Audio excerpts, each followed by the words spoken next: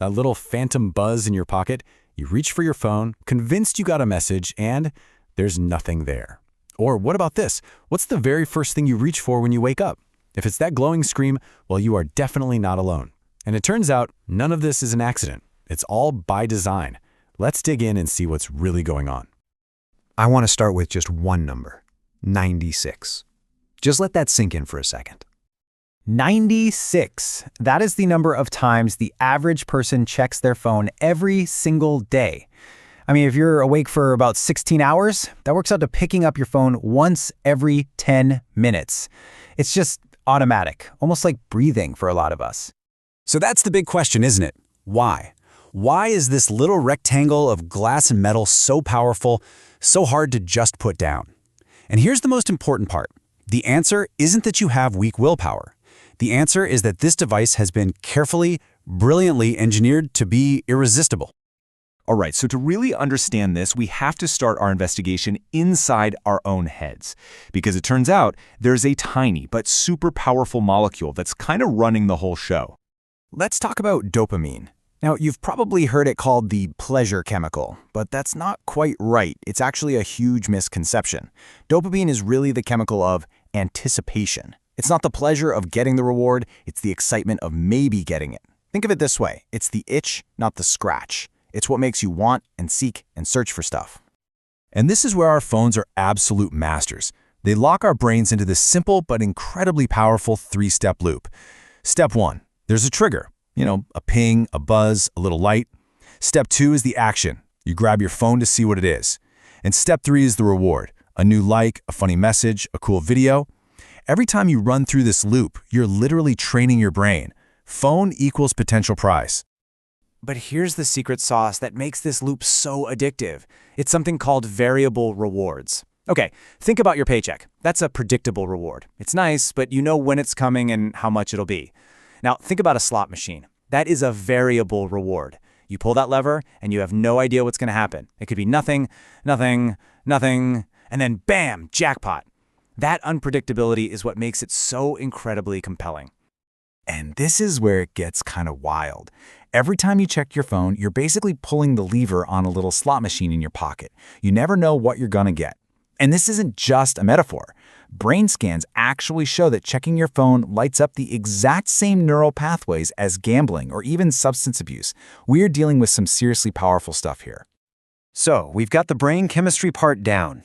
Dopamine's the internal culprit. But who are the architects on the outside? Let's take a look at the specific design features that are built to exploit our brains and just keep us scrolling. Okay, first up, one of the most brilliant and, let's be honest, insidious inventions in modern tech, the infinite scroll. You know how a book has a last page, a magazine has a back cover? There's a natural point where you stop. Infinite scroll gets rid of that completely. It taps into our deep psychological need to see a task through to completion, and then it gives us a task that literally never ever ends. And it's not just infinite scroll, not by a long shot. It's a whole toolkit of tricks. You've got autoplay videos that just keep rolling, those endless social feeds, Snapchat streaks that create social pressure to log in every single day. All of it is intentional. They're all psychological triggers designed for one thing, to maximize your time on the screen. Even the colors they use are kind of weaponized. You know that bright red notification badge that pops up on your apps? Yeah, that's not an accident. That specific shade of red is used because in our brains, it triggers alarm, urgency, and importance. It's basically screaming at you, click me, this is important. It's such a tiny detail, but it's incredibly effective at grabbing your attention. But it's not just about clever design and brain chemicals. This goes even deeper. It taps right into one of our most fundamental human needs, the need to belong. Just think about your social media feed for a second. It's not really a reflection of reality, is it? It's a highlight reel. It's everyone's greatest hits. You see the amazing vacations, the new job promotions, the perfect family photos, and it creates this powerful illusion that everyone else is living these incredible, exciting lives all the time. And seeing that constant highlight reel creates this gnawing anxiety inside us. We call it FOMO, or the fear of missing out.